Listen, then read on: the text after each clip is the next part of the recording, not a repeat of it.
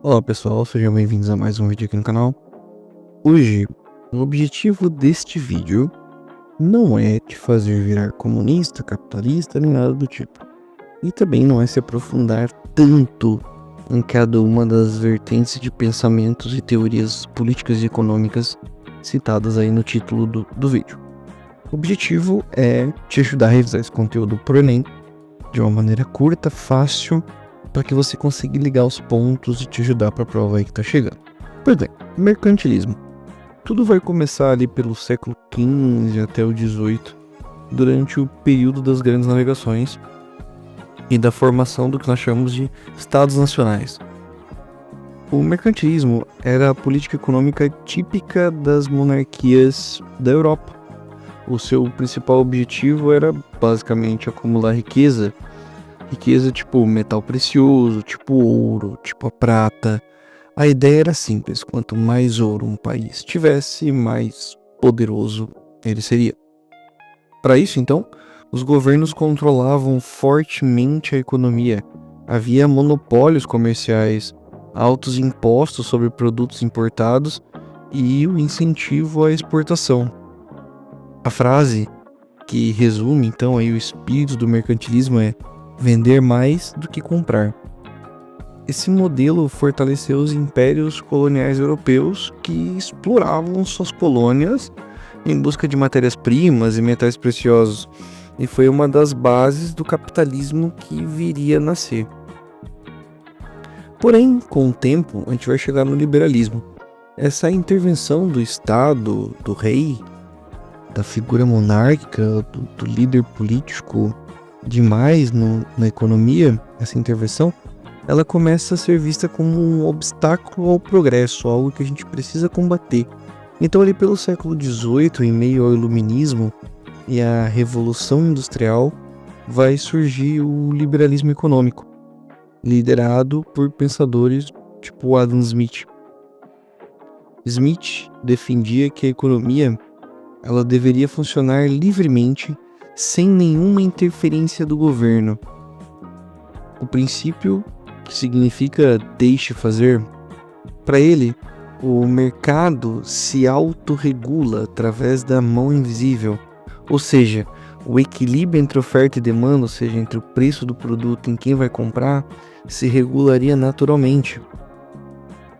A liberdade de mercado, sem ter o governo controlando isso, traria prosperidade não só para os indivíduos, mas também para a sociedade como um todo. O liberalismo defendia a ideia de propriedade privada. Pensa que no mercantilismo todos eram vassalos, a terra pertencia aos nobres, não pertenciam às pessoas. Aqui no liberalismo não, o cara tem a sua casa, ele é dono da sua terra, ele é dono do que produz, ou seja, defendemos a propriedade privada. Defendia-se a livre concorrência e um Estado mínimo. A função do Estado ali deveria ser basicamente garantir segurança, ou seja, botar polícia para fiscalizar a sociedade, justiça, ou seja, se você foi injustiçado, roubado, um juiz fizesse isso, e infraestrutura básica, ou seja, criar ruas, pontes, portos, essas coisas. E essas ideias foram fundamentais para o desenvolvimento do que nós chamamos de capitalismo moderno. Com o tempo, o liberalismo ele vai enfrentar críticas, principalmente após a crise do capitalismo com a Grande Depressão de 1929. Durante parte do século XX, os governos passaram a intervir mais na economia, criando políticas sociais de bem-estar, que foi chamado de welfare state. Mas a partir de 70 e 80 surge uma nova versão de ideais liberais, o que nós vamos chamar aqui de neoliberalismo.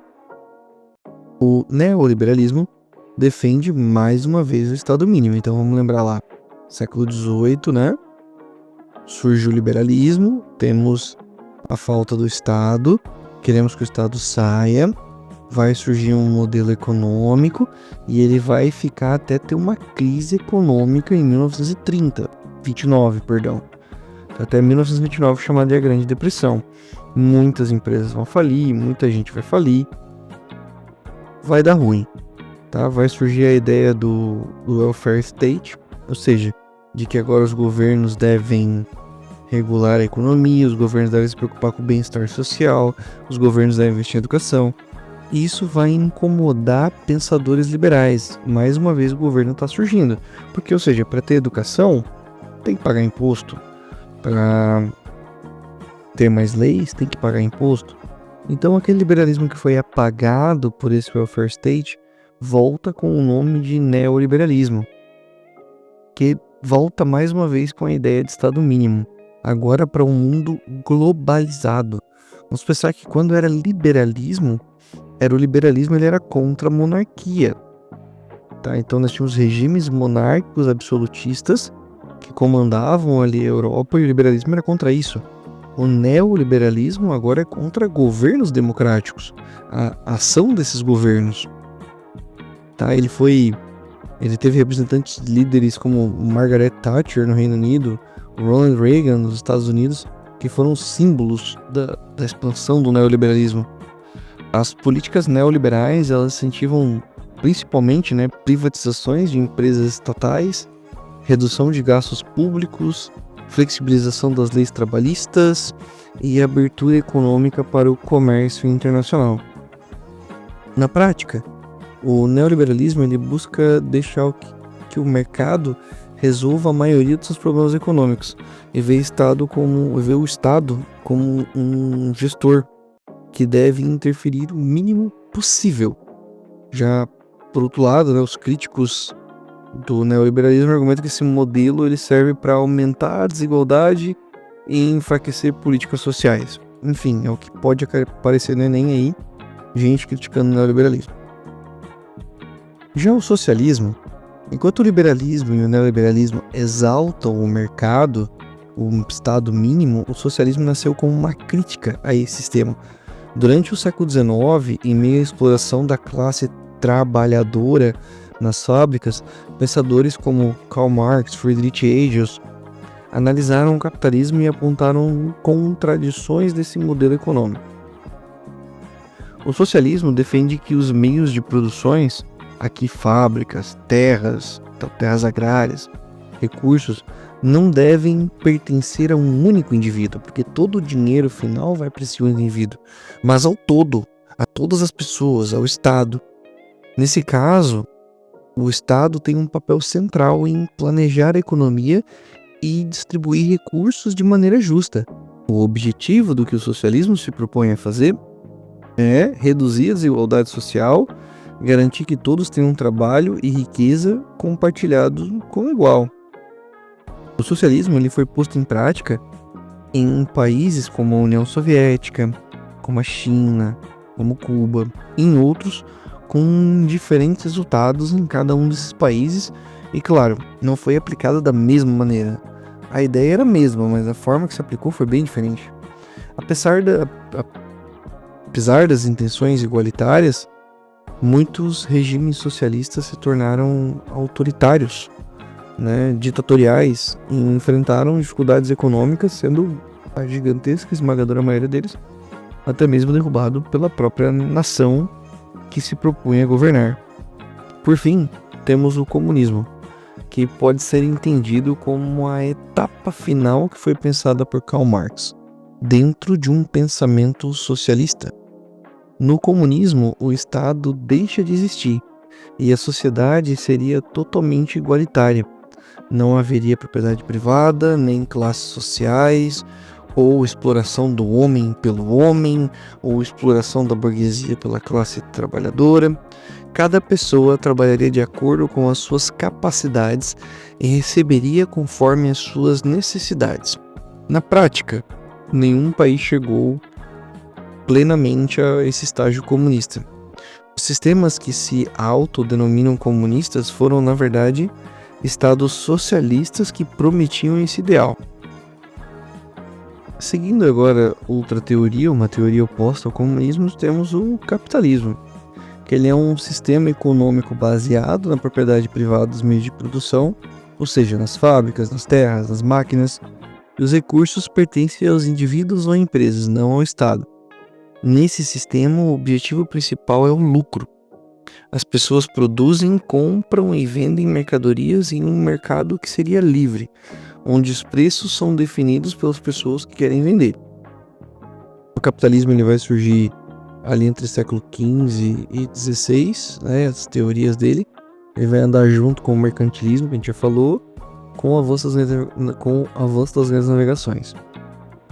Com o tempo, ele vai evoluir, ele vai ser impulsionado pela Revolução Industrial ali no século XVIII, que vai se transformar completamente na forma como será regida a maioria das economias. Foi nesse período que foi chamado de capitalismo industrial, onde ele se consolida, concentrando fábricas nas cidades e criando uma nova classe social, que é chamado por Karl Marx, lá do comunismo, de o proletariado, ou seja, os trabalhadores assalariados. No capitalismo, o Estado intervém conforme é o Estado, né? Então eu posso, em um sistema capitalista, ter um Estado que intervém fortemente nele e um Estado que não.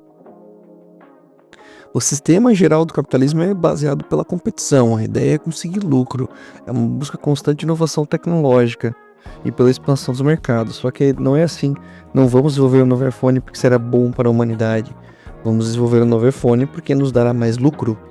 Então a ideia de evoluir tecnologicamente dentro do capitalismo não é em prol do bem humano, mas em prol do lucro.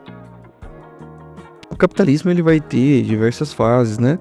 Ele vai ter o seu começo chamado de capitalismo comercial, depois ele vai se chamar de capitalismo industrial, e aí por último, né, chamado de capitalismo financeiro, agora do século XX, quando grandes corporações e bancos em mercados de ações passaram a dominar a economia. E por fim, chegamos ao capitalismo tardio. Esse termo aparece com uma certa frequência. Ele é usado para descrever agora a fase mais atual que está se consolidando. Vejam que essa fase está se consolidando desde o fim da Segunda Guerra Mundial. Tá? A partir dos anos 50, 60, ele foi se popularizando. Enfim, o capitalismo tardio ele é caracterizado por alguns elementos centrais. Então ele vai ter advento da globalização, as empresas vão se expandir pelo mundo inteiro, formando cadeias de produções internacionais, domínio de megacorporações, consumo de massa e publicidade o tempo todo, tecnologia de informação envolvida o tempo todo, tá? Então no seu celular bombardeando propaganda. A gente vai ter uma financeirização. O capital ele passa a circular no mundo financeiro também de forma digital. Então esse modelo ele será apontado por pensadores como um intensificador da desigualdade e um aumento da concentração de renda na mão de quem mais tem dinheiro, ao mesmo tempo que cria uma ilusão de liberdade e abundância através do consumo. É uma fase em que o capitalismo ele está em todo lugar, ele não é só na economia, mas ele também vai estar nas relações, na cultura e até na forma como nós enxergamos a nós mesmos ou enxergamos o próximo. Ou seja, aquela ideia de olha, ele tá usando um tênis mais caro, ele deve ser uma pessoa melhor. Olha, ele é bilionário, ele deve ser mais inteligente. Olha, ele é bilionário, ele pode ser político, porque se ele é bilionário, ele vai dar conta de ser um político. A ideia de exaltação da riqueza acontece dentro do capitalismo tardio. Então, pessoal, o vídeo de hoje era isso, espero que tenha ajudado. Qualquer dúvida, deixe nos comentários. Lembrando que a ideia do vídeo não é se aprofundar tanto no tema. Vocês podem apresentar controvérsias, apresentar outros argumentos de que, mas veja bem, a teoria sim, na prática é diferente. Enfim, o Enem quer saber também a teoria e estamos focados nisso. Beleza? Qualquer coisa, deixe os comentários, entre em contato comigo. É isso, tenha uma ótima tarde, uma ótima noite e até a próxima.